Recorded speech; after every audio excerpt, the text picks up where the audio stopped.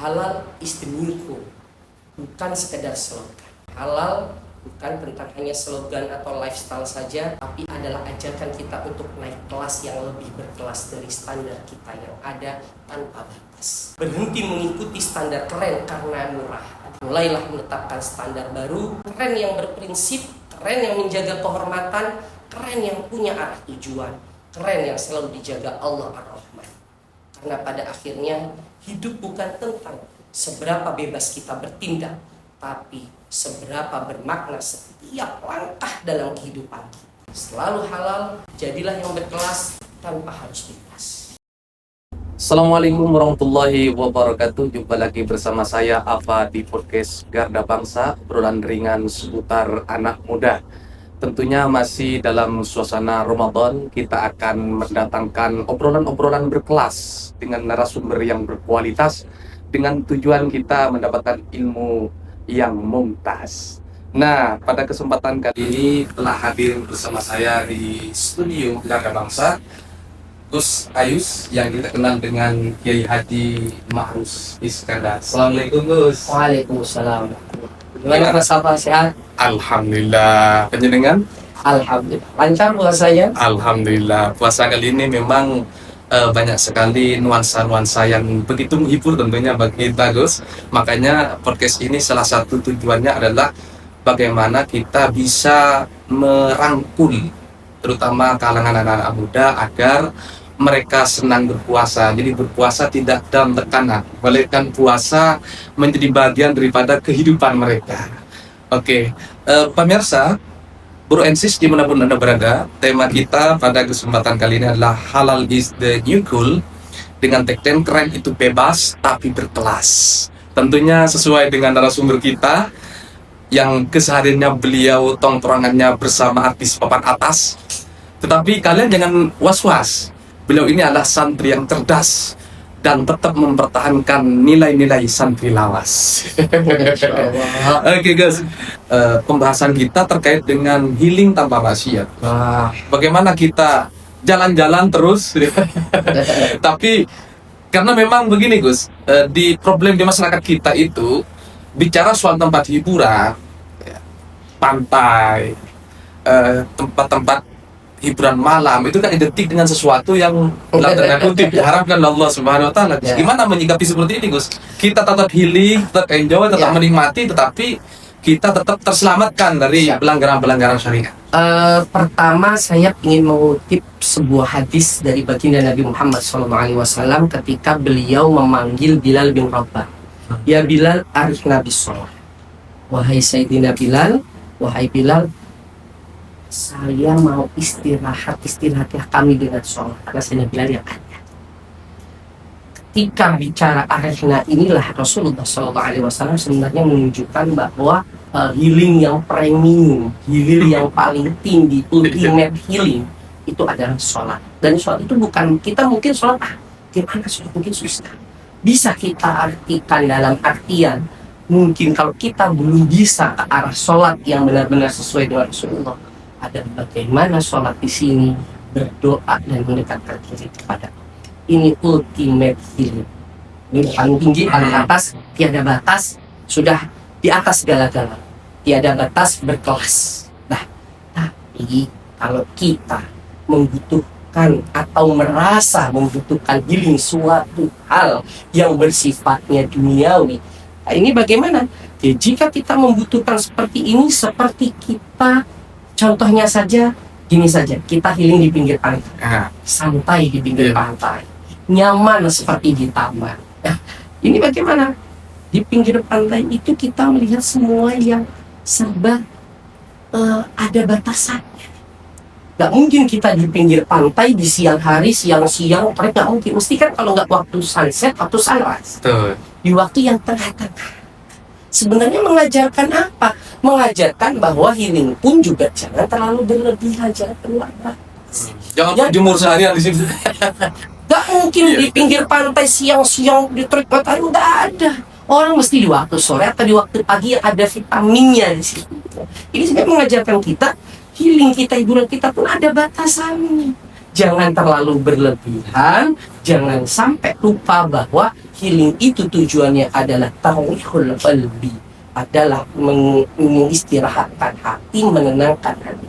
Berarti healing itu dimaksudkan agar pikiran kita lebih fresh, lebih santai. Tapi jangan berlebihan. Jangan Ada waktunya harus ya.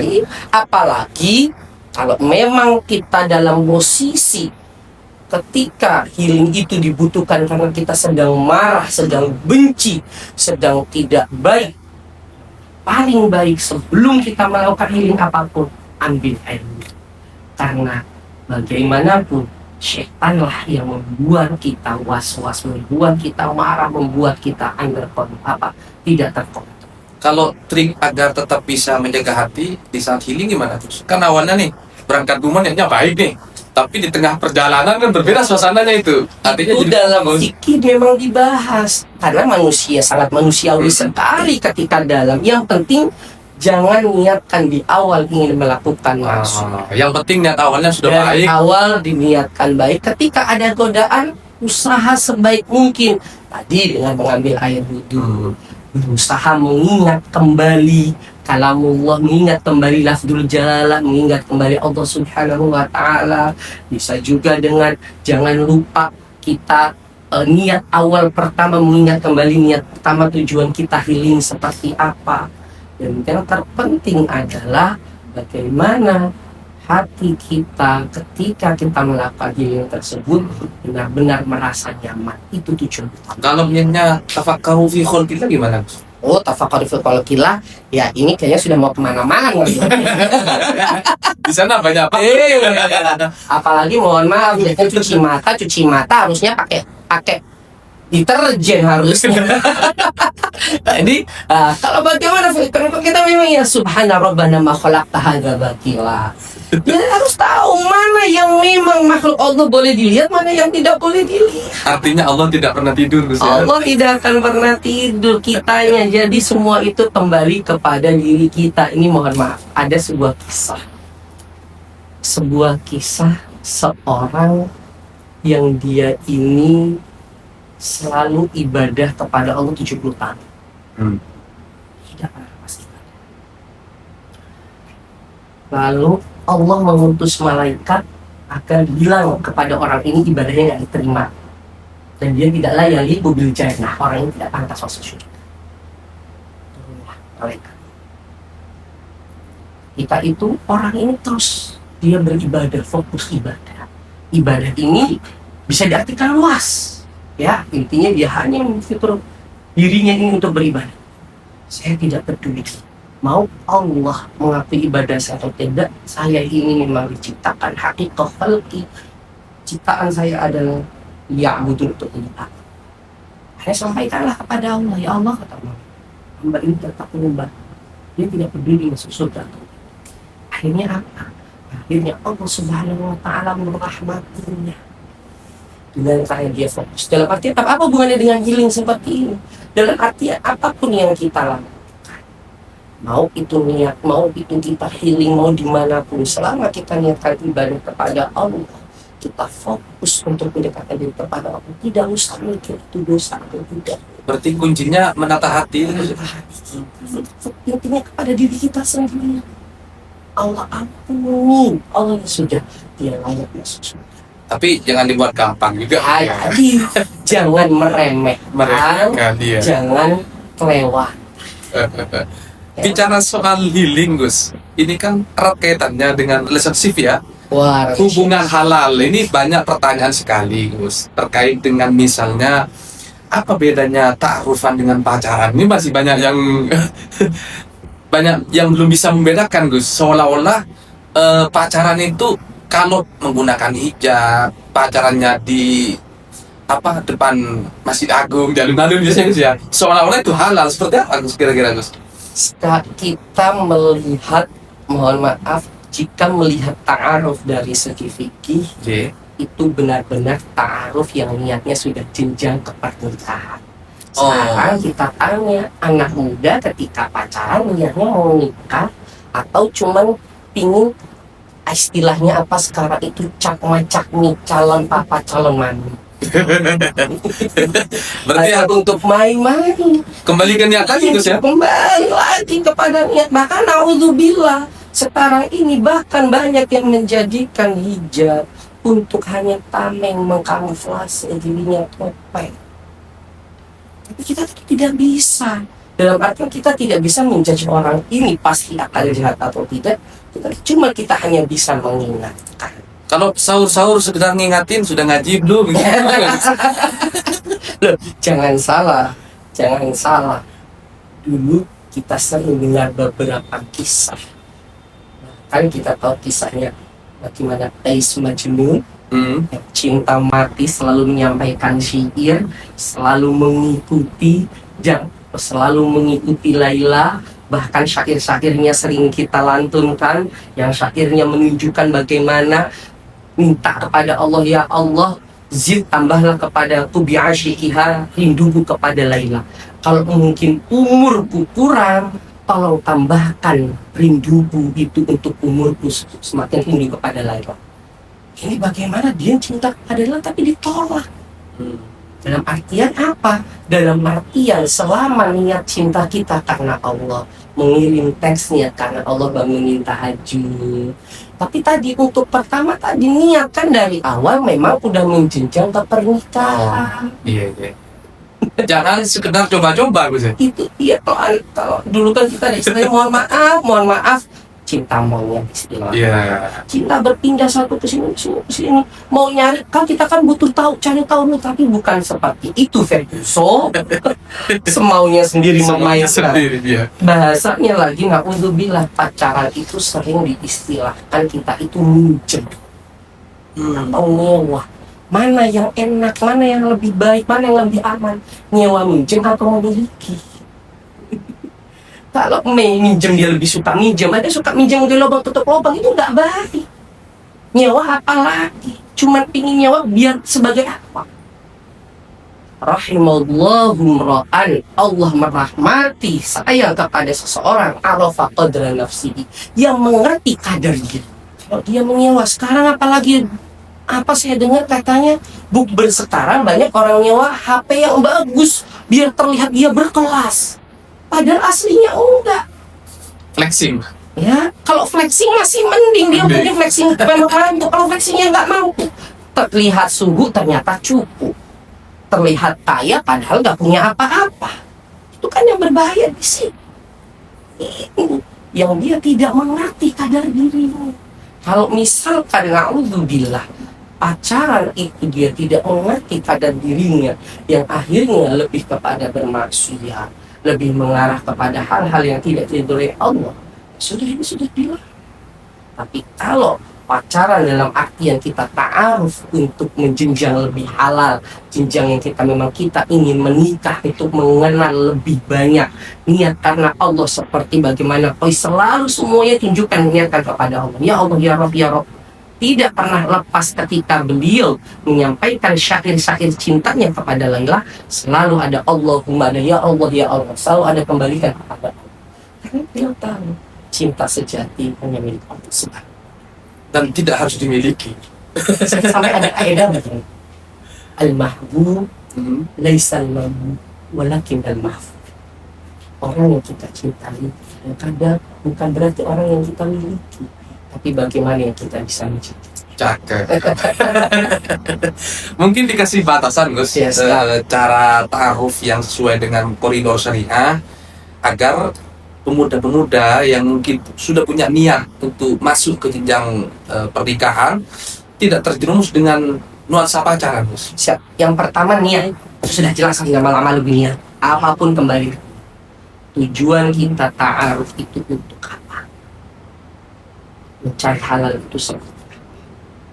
Niat karena Allah, atau hanya niat main-main mencari halal tapi ingin main-main semaunya sendiri?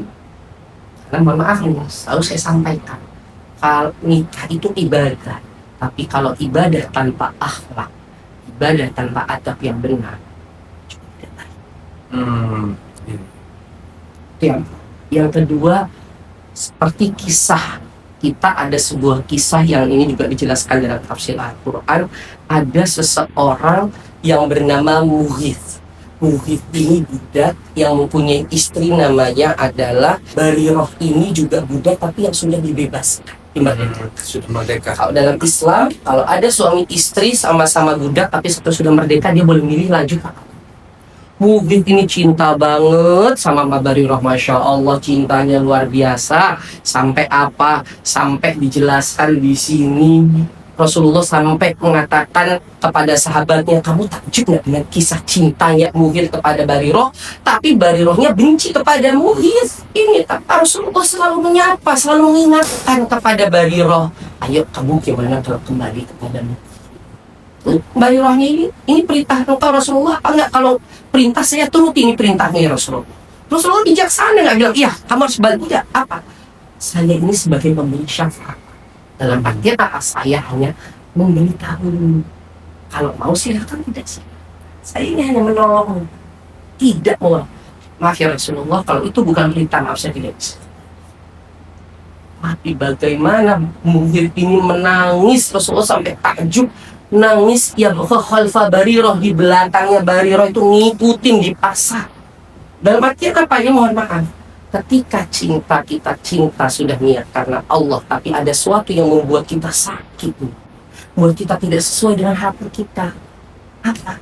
Harus jangan pernah lupa kembali kepada para ulama, kembali kepada orang-orang yang mau mendengarkan kita, kembali kepada mereka yang bisa menjaga kita. Jangan sampai mohon maaf, main tutup-tutupan, main petak umpan. Gak tahu keluarga kita, gak tahu ibu kita. Harus diobrolin baik-baik Harus ya. diobrolin, karena itu juga menjadi penjaga kita. Bagaimana Bariroh ini, Rasulullah tanya, beliau menjawab dalam arti yang mengakui dan mengagumi Rasulullah SAW. Dan Bariroh juga sama, Mughith juga sama. Mughith selalu kembali ke Rasulullah. Agar apa? Agar kita ketika kita menghadapi masalah, namanya kita manusia biasa, kita tetap ada penolong kita, tetap ada tameng kita, tetap ada penjaga kita. Kan tadi pesan saya yang pertama adalah niat karena Allah, niat cinta karena Allah, mencari halal karena Allah. Yang kedua, selalu diobrolkan, selalu disampaikan dengan orang-orang mereka yang bisa menjaga. Cinta jangan dipendam. Cinta bukan hanya di hati, cinta bagaimana bisa berbagi dengan komunitas. Mantap. Luar biasa ya. Berarti benar ungkapan tuh Gus ya, Habib habibagahu nama asa ayyuna begitu tuh ya. Cintailah kasihmu sedang-sedang saja. Siapa tahu besok menjadi musuh. Oh, benci kepada. Berarti kita boleh memiliki rasa cinta tetapi tetap dalam koridor, dalam kontrol diri yang Betul sekali. jangan sampai kebablasan, apalagi melakukan tindakan-tindakan yang merugikan. Apalagi cintanya tadi kembali kepada niat. Cinta kita karena Allah. Kalau kita jaga cinta karena Allah, kita tidak akan mudah, mohon maaf. Islam di Al-Quran mengajarkan nikahlah dengan ma'ruf, wa farriqu bil ma'ruf. Bil ma'ruf. Tapi apa yang sering terjadi? Dengan konflik. Sering saya menyampaikan. Ini kita memberitahu, jangan sampai, karena tadi kalau sudah dengan konflik, naudzubillah, jangan-jangan dalam cerita hati kita bukan benar-benar menurunkan. Tapi masih memungkinkan nggak yufarriquna bil ma'ruf? Bisa jadi terjadi, bisa sangat, itu udah perintah Allah dan Al-Quran. Ada berarti ya? Tidak Ada ya? banyak, masih banyak hubungan baik. Dan mungkin saya lihat di beberapa selebgram dan artis masih ada mereka yang menunjukkan baik ketika sudah bisa. Karena itu perintah Allah, tapi kita sering lupa di situ. Terakhir Gus. Gak terasa kita sudah Masya 30 Allah. lebih Gus. Pesan-pesan terutama pada anak muda ini agar terutama di nuansa Ramadan ini Gus, agar tetap khidmat tetapi tidak mengurangi rasa bahagia dan bisa menjalankan aktivitas sehari-hari dengan baik Gus. Ini udah saya tulis, mohon maaf jika agak panjang. Ya, Silakan. saya minta tim saya untuk bantu. Jadi pada teman-teman semua, ikhwani, dan juga kepada ukti-ukti, sahabat-sahabat brosis yang menonton ini, semoga tontonan ini menjadi tontonan yang penuh keberkahan dan bisa membawa kita penuh kebaikan di jalan Allah Subhanahu wa Ta'ala. Halal istimilku, bukan sekedar slogan. Halal bukan tentang hanya slogan atau lifestyle saja, tapi adalah ajakan kita untuk naik kelas yang lebih berkelas dari standar kita yang ada tanpa batas.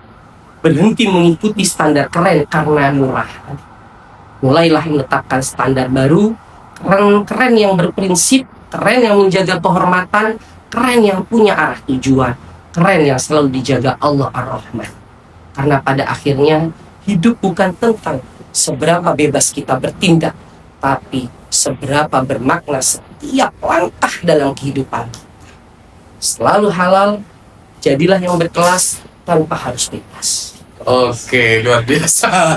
Terima kasih Gus atas kehadirannya di Terima kasih podcast Mas Safa, terima Garda kasih Bangsa. semua tim yang ada di sini semua. Terima kasih. Mudah-mudahan podcast kita ini terus berlanjut untuk Amin. menjalin silaturahim, dan tentunya pemirsa dimanapun Anda berada, podcast ini akan memberikan edukasi yang baik, terutama bagi kita yang mungkin ingin ta'arufan, kita ingin melaksanakan kegiatan-kegiatan di luar di saat Ramadan untuk mempertahankan rasa kebahagiaan kita dengan keluarga. Kita tetap diperkenankan untuk healing atau jalan-jalan kemana aja terserah kita. Yang penting kita tetap menjaga nilai-nilai sesuai dengan tuntutan syariah yang diajarkan Rasulullah SAW kepada kita. Terima kasih atas semuanya. Terima kasih atas kebersamaannya. Ini saja yang dapat saya sampaikan. Wallahu muwaffiq ila aqwamit thoriq. Wassalamualaikum warahmatullahi wabarakatuh. Sampai jumpa.